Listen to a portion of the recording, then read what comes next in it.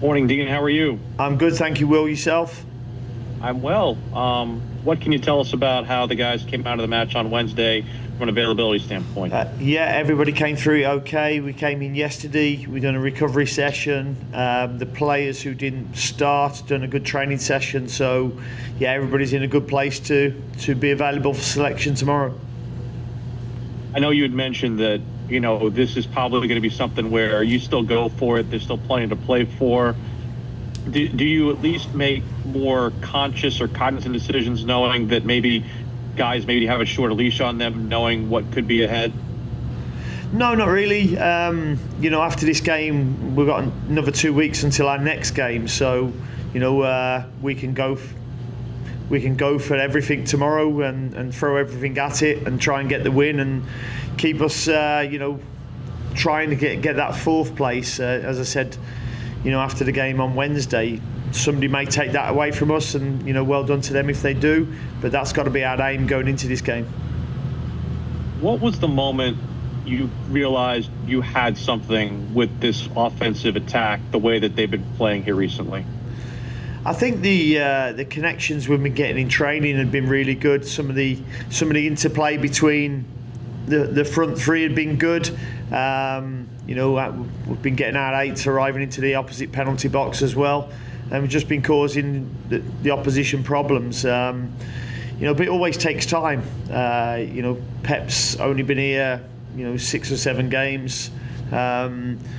Swiderski's been back in. He knows us, but it took him a while to get going. So sometimes it takes that, and our subs have come on and done really well as well. And I think that competition that we've got at the moment has been healthy and has helped us. How much does having 2 games out of the last 3 like you've had, help guys on the bench realize there's almost kind of a feeling like the goal is as big as the state of Montana, that kind of thing? I just think at the moment the players can see the finish line. There's not too many games left. We've got 2 regular season games left, and then it's the playoffs. So they're excited for that. But when you see the end line, there's an excitement that comes with it as well of what you can go and achieve. And I think that's what's giving the lads a lift at the moment. I know that it's a couple of weeks away, but what do you think about the format of, being able to play a 3-game series, and what kind of advantage does that bring to you, knowing that you at least have 1 home game in your stadium? Yeah, I mean, it's different. I've not done it before, so until I've done it, I probably can't tell you. It will be certainly nice to have a home game. The playoff format I've been used to is, the highest seeded team would play away first, and then the next game is at home. And if it's level, or the aggregate is level, then it goes to extra time and then penalties. But obviously this is different. It can go to a 3rd game and penalties. So it's going to be a new experience for me. Is seeing Montreal a second time, having seen them so recently, is that a help, or given the way they played, is that a hindrance perhaps? No, it's a help. I know about them. I know their players because it's been so recent that we played against them. We didn't start again. We gave 2 really poor goals away against them. They're a good footballing team. They keep the ball well. They're well coached in terms of how they want to build. But our job is to find the weaknesses. What will it mean also to have, a final home weeknight, or home weekend night, I should say, with an upper deck building and have the fans in there for a almost kind of an end of regular season type party? Yeah, no, it'd be great, but we want the result with it to send them home happy, and everybody, certainly with the international break coming up, with a little bit of a spring in our step going into DC. But we know we have to be right because, we found out the other side of it by going to Montreal and finding ourselves 2-0 down early on, and we can't, give the goals away like we did there last time. Thank you, Dean. Cheers, mate. All right, let's go, Jorge. Good morning, Dean. How are you? I'm very well, thank you. Yourself? Good. I just wanted to expand a little bit on Montreal. Obviously, like you mentioned last time, tough game for you. In this one, from an approach standpoint, maybe what did you learn from that team going into this match now that you play them again? I think, they haven't changed too much. We haven't changed too much, to be honest, from that game. The goals we gave away were really poor on the day. I don't think we'll be giving up goals like that again. We've certainly talked about that and worked on that. I've reflected on the goals and analysed the goals that we gave away against, or the last two goals the other day. I thought their first goal was fortunate. On Wednesday, a deflected cross that ends up to a lad who loops a header into the far corner. There's a bit of fortune with that, and there's certainly a lot of fortune with the other two goals. And probably a miss officiating from VAR as well. But we'll leave that behind. But going into the Montreal game, we know what they're capable of. But the most important thing for me is we know what we're capable of as well, and we know we let ourselves down there. Nice. And then, if I heard you correctly, given that there will be a bye week or international break next week, there's a good chance that we could see the same lineup that you've been playing that's been so successful these last couple of games. Is that correct? Yeah, possibly. We've got players who are pushing for the start. As I say, the lads who started yesterday just done a recovery, so it'll be my first eyes on them on the grass today, just to see if they're fully recovered and whether they've got 90 minutes in them or they're able to start. And that's a decision I'll make after training today. Awesome. Thank you. Thanks, mate. All right, Steve. Good morning, Dean. Morning, Steve. I saw that Jamie had some fun with the photo of you and some guy in Miami on the internet today that was very popular with Villa fans. Have you seen that? I have seen the photo. Yeah, he sent it me. I haven't seen the social media bit, to be honest. No. In a rough polling, it's like everybody's calling Messi and the GOAT. Okay. With that, and it seems like a lot of people are going to be framing that one as well. Going back to the first goal on Wednesday, in the first season, Charlotte put together a great goal. It had some like 20 touches before it ended up in the net, and it was quite a great team goal. But this one, the interaction between Junior Urso and Biel, and then Biel and Carroll, I could watch it over. Well, actually, I did watch it over and over again. It was just a beautiful team goal. And with that, in training, sometimes, when you're going through these things and shadow play and stuff, you get situations where even a team reacts, like with a wow factor to something that just happened. Has that been happening in training with y'all, to where, some of the goals they're scoring in practice have impressed even the players with how they constructed it?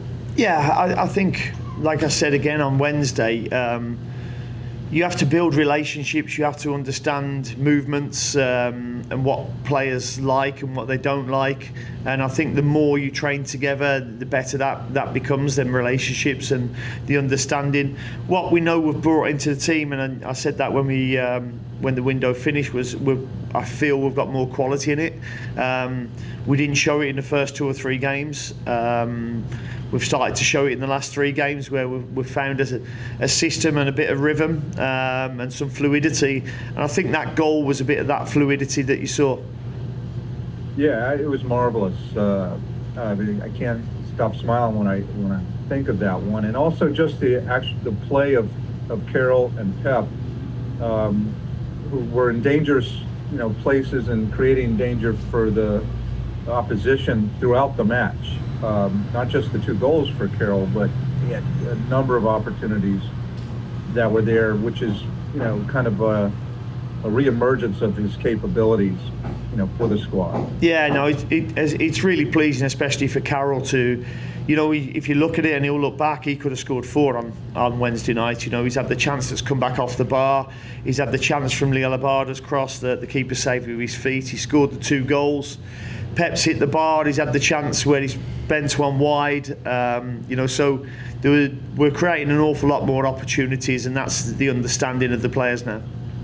Yeah, and that's when the law of averages hopefully catches up with you as well, and more of those opportunities do go in. But it has to be a very optimistic time for the squad with that kind of performance. Yeah, it is. I mean, the scoreline was the disappointing part. It wasn't a 4-3 game. It should have finished 4-1, if not 5 or 6-1. But unfortunately, I've looked at the goals against, and I can't put our lads at fault for them. Unfortunately, there were errors. That we had no control under. Lads put a 30-yard shot at the end of it. It's one of them things. So you just have to get on with it. Yeah, the questions are in the build-up to that, but that shot was just a smacker. Yeah. With that, and for an American former national team player, that's not always a bad thing to see. No. But just with that, the optimism of the coaching staff as well. Do you feel that all your hard work is coming to fruition now? No, there's still a long way to go. Obviously, I know we haven't got too many games, but we always believed that we would be a playoff team. We want to try and get into the top 4 still. I think that would be a big leap for us if we could do that. But the journey's still a long way to go. So there's an excitement there and an optimism, but we know we've still got to work hard. Great, thank you very much. Thanks, Steve. All right, John Lane. Hey, morning, Dean. Morning.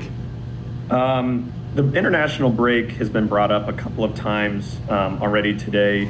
How do you keep momentum with that long break? And if you advance in the playoffs, there's even another one between rounds, the first and second round. It's been a little bit of a challenge recently coming out of these long breaks. How are you all looking to keep momentum?